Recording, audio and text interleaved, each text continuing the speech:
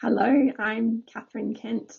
I'm a lecturer in public health at Western Sydney University, and today I'm presenting to you some slides that I've collated around the state of food security measurement in Australia. Throughout this lecture, we'll be talking about what food security is, and I've collated some statistics around food security measurement in Australia that really highlight the lack of consistency within assessment tools used or the frequency of screening. And towards the end, we make some recommendations around what the future of food security measurement should look like in Australia. Whilst often thought of in terms of third world countries, food insecurity is also prevalent in wealthy countries like Australia. Food security is said to exist when all people at all times have physical, social, and economic access to sufficient, safe, and nutritious food that meets their dietary needs and food preferences for an active and healthy life. While that's a very complicated definition, ultimately it boils down to, does everybody in Australia have the ability to put healthy food on the table every day? It means that food's available, that people can access it, they can afford it, they know how to store it, and they know how to cook it.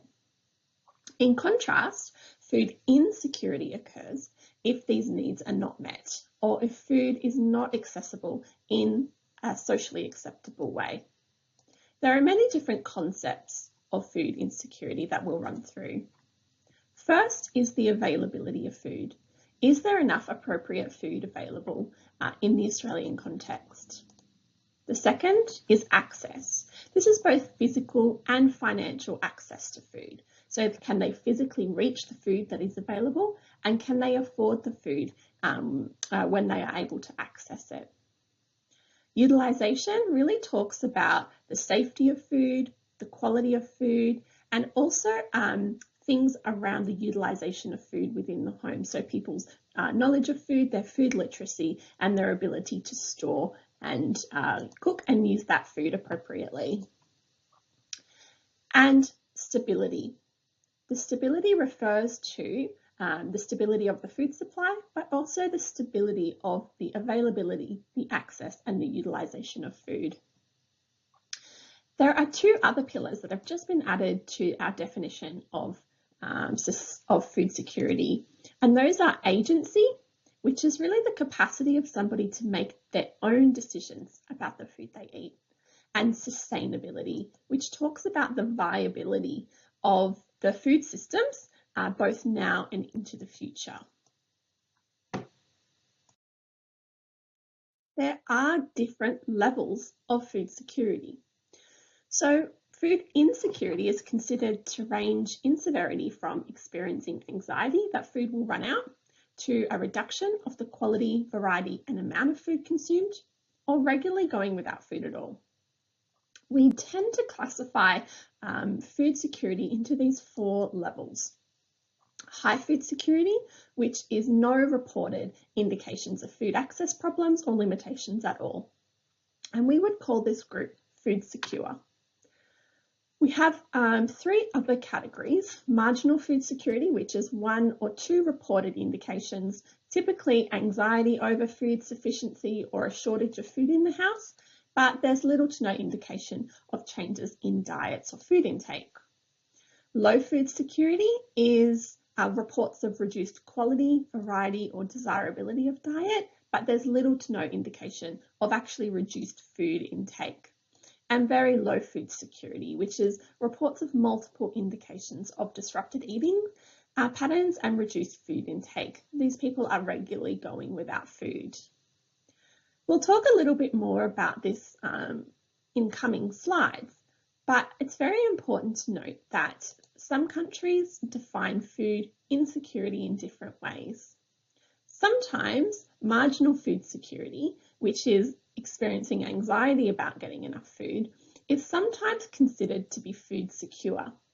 But there's growing calls from international agencies that having anxiety about getting enough food is not food security. And in fact, marginal food security needs to be reported and even classified classified as food insecurity in coming food security assessments. Let's talk a little bit about what available data I could find about food security status in Australia. On the coming slides, there are quite a lot of studies presented.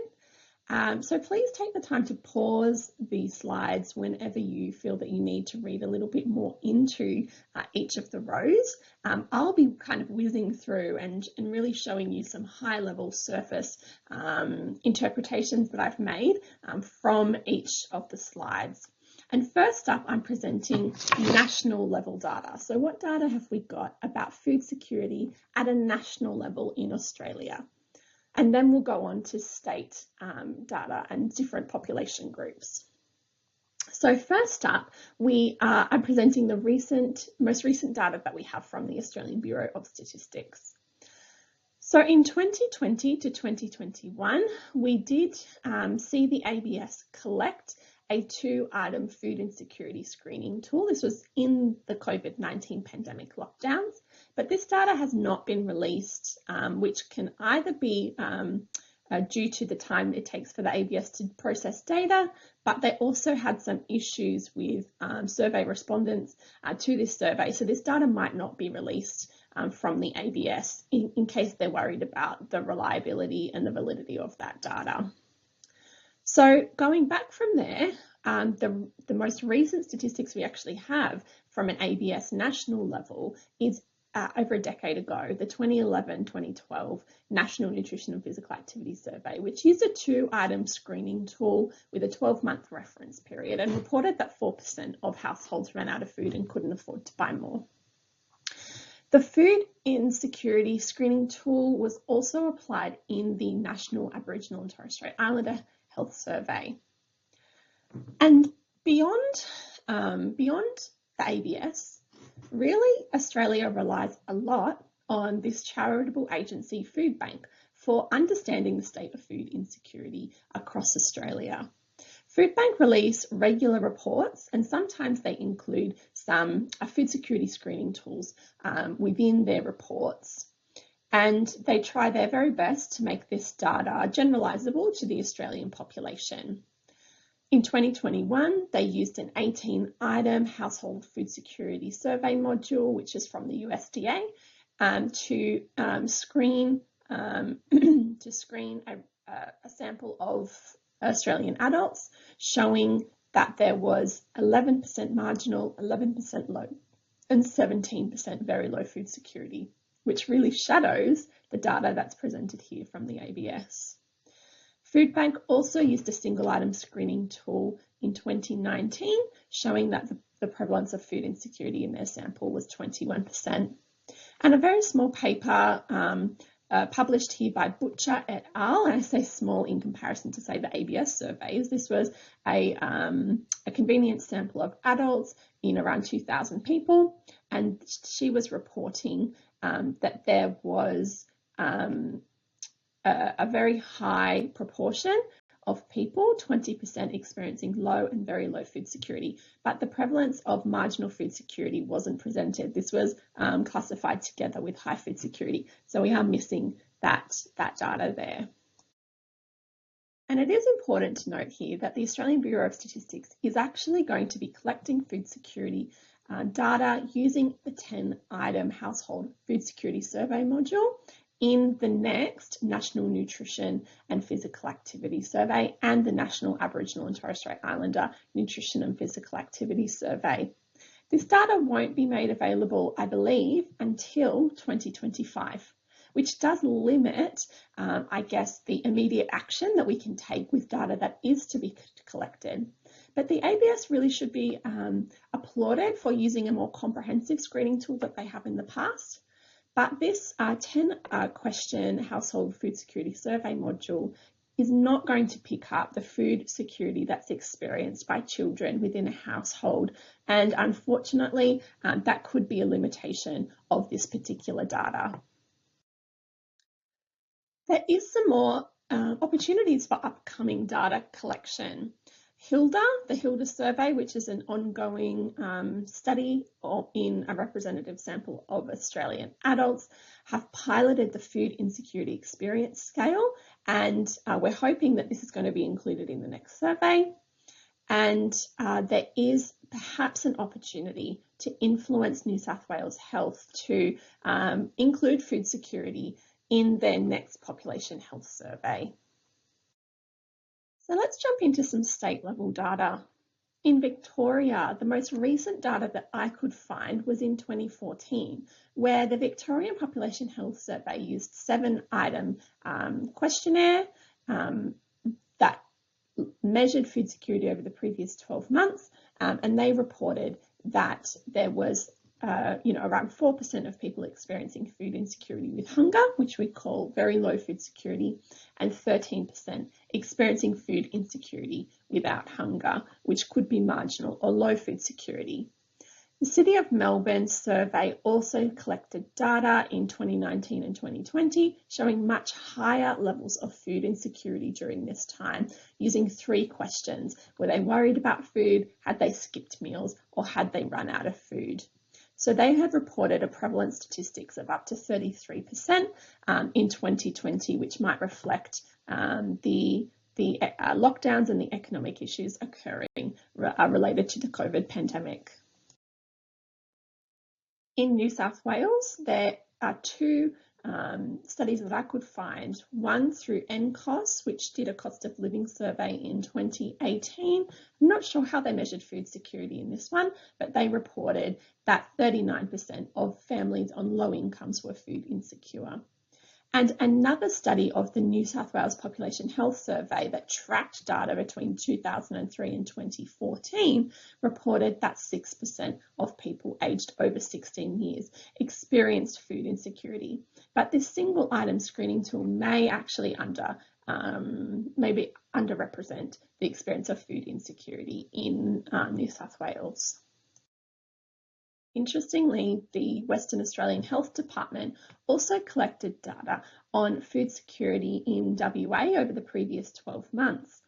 They reported a very low food security prevalence of 2.5% in 2019, which is one of the lowest food security prevalence statistics that I've seen in the Australian context. And again, it might relate to this single item food security screening tool being utilised, or perhaps issues with the survey methodology itself. I think these statistics really should be interpreted with caution.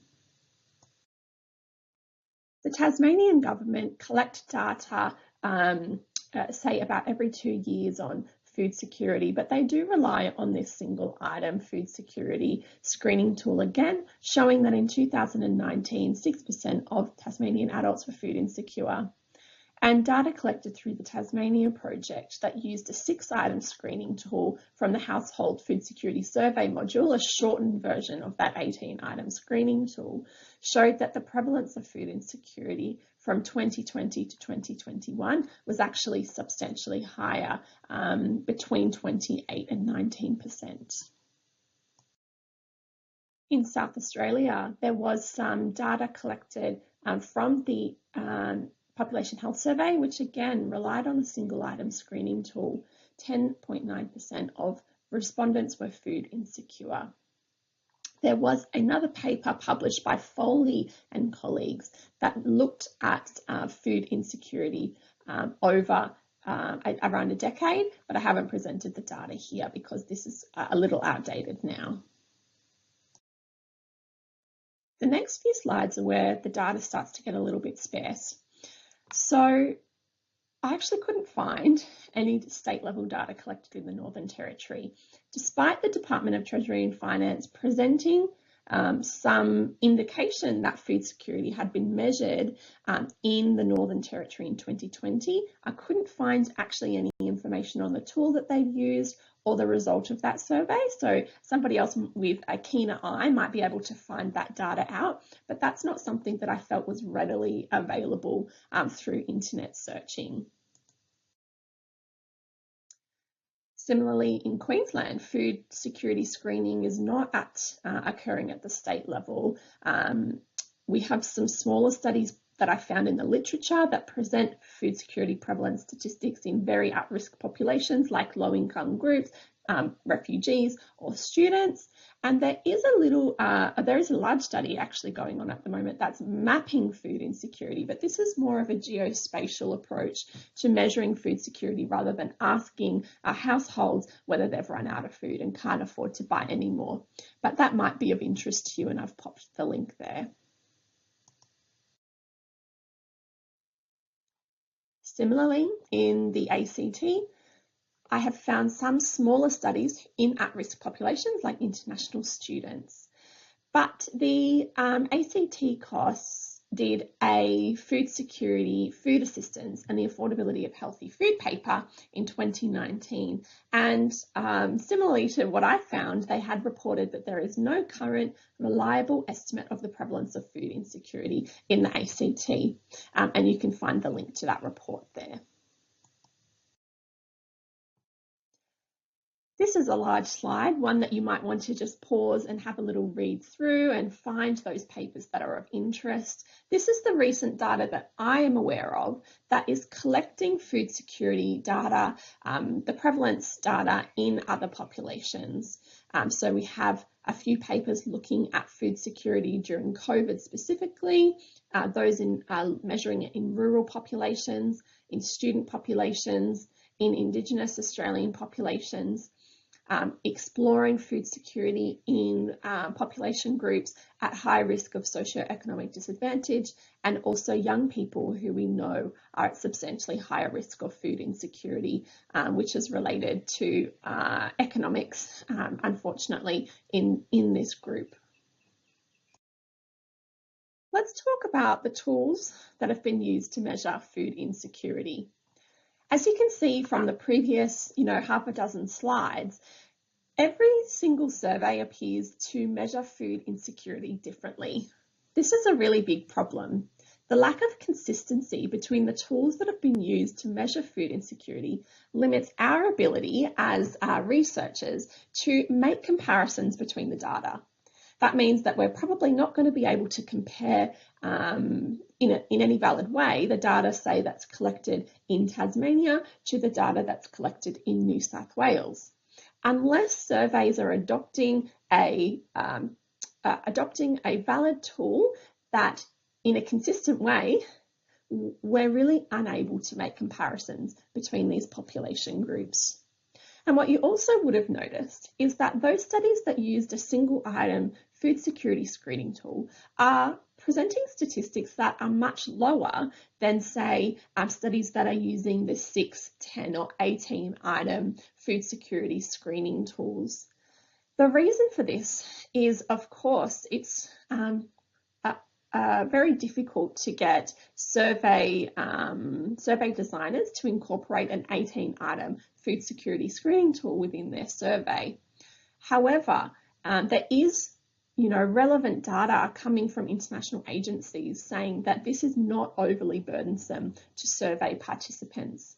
Instead, in the Australian context, people who are administering surveys are really trying to use the most least burdensome tools, but unfortunately the data that they're collecting utilising these tools is probably underrepresenting the experience of food insecurity in the population groups. Why is this a problem? Well, it's apparent that single item and 2 item screening tools for food insecurity really don't measure the difference between food secure and marginally food secure groups very well at all. And we know that the experience of marginal food security is similar.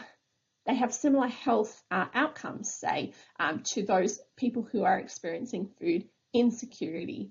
So that's initially one of the problems there.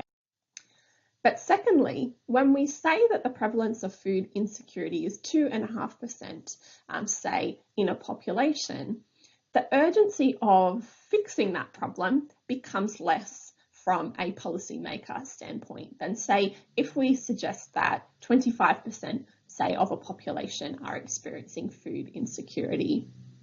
We really need to have much more consistency with the tools that are being used to measure food insecurity across Australia, and we need to be measuring our food security in a way that we can really detect those people experiencing marginal, low and very low food security, so that appropriate interventions can be developed to address these issues.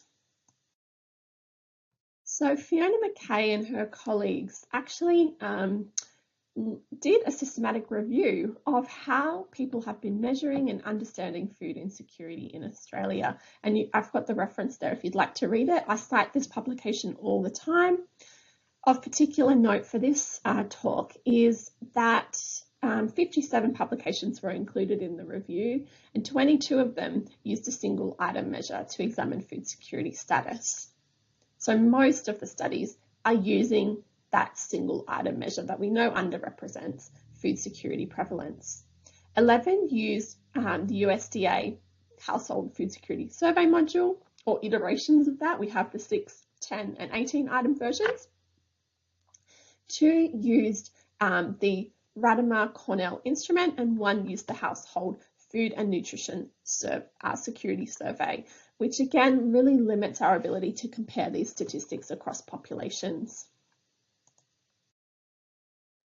When we hosted a food security meeting of Australian food security researchers recently, what we asked the participants of that meeting to indicate what their preferred tool was. Most survey respondents in that meeting reported that they preferred the 18-item USDA Household Food Security Survey module or shorter iterations of this tool. There have been validation concerns in the Australian context because this is an American tool, but in the absence of an Australian tool, the 18-item USDA survey module or the shorter iterations of this tool are still preferred. And preliminary validations have actually been completed, or future studies are planned to make sure that this module is sensitive and specific enough for the Australian context. The benefit of this module is that it's short, it's easy to administer, and it's easy to score. We may need to think about culturally the cultural appropriateness of this tool, and it may need to be adapted in some population groups. The reason that this tool is preferred is that it's comprehensive, it's not too long, and it is internationally validated, which means we could compare data collected in Australia with other groups overseas. There was also some support in this meeting for the 2-item hunger vital sign, but this was preferred as a really short screening tool, and perhaps not appropriate for measuring the prevalence of food insecurity across the population. I wanted to highlight for you here as well, and again, this might be somewhere that you want to pause and just have a read of these references, but there have been other tools developed for Australian populations. For example, this very recent publication by Bastian and colleagues developed and looked at the appropriateness of this 78-item food security screening tool, which measured 4 dimensions of food security, risk factors of food insecurity, and outcomes associated with food insecurity. So this is a very comprehensive tool that might be appropriate for some research populations.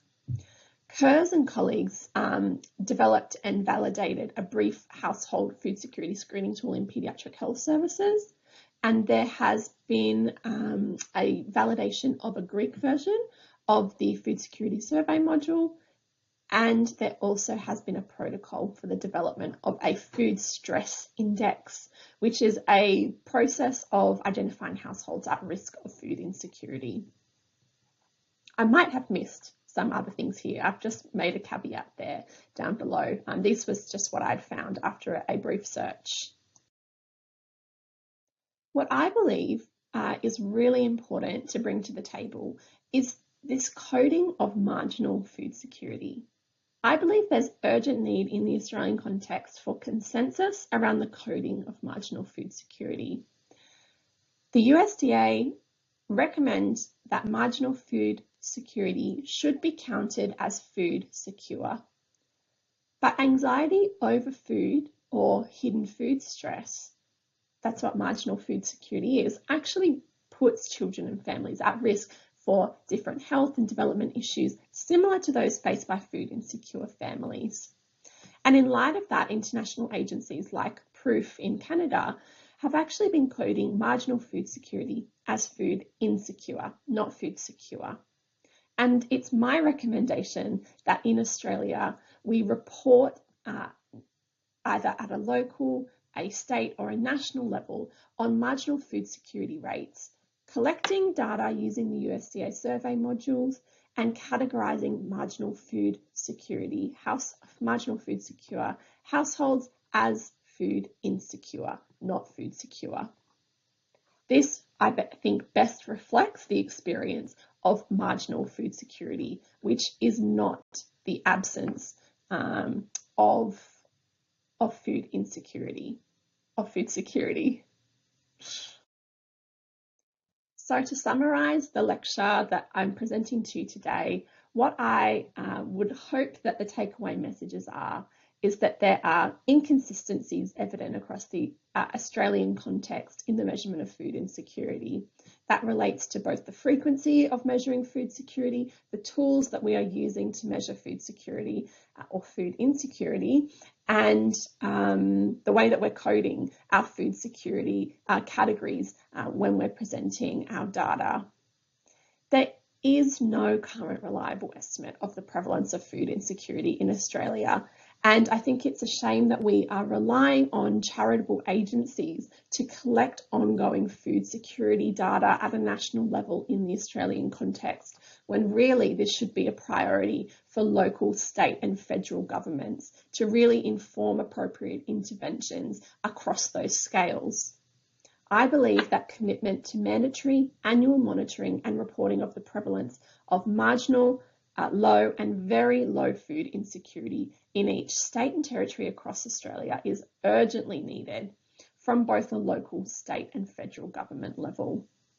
It's very important that we have this data to adequately inform interventions that can solve the issue of food insecurity and ensure that every Australian has enough safe and healthy food to put on the table every day.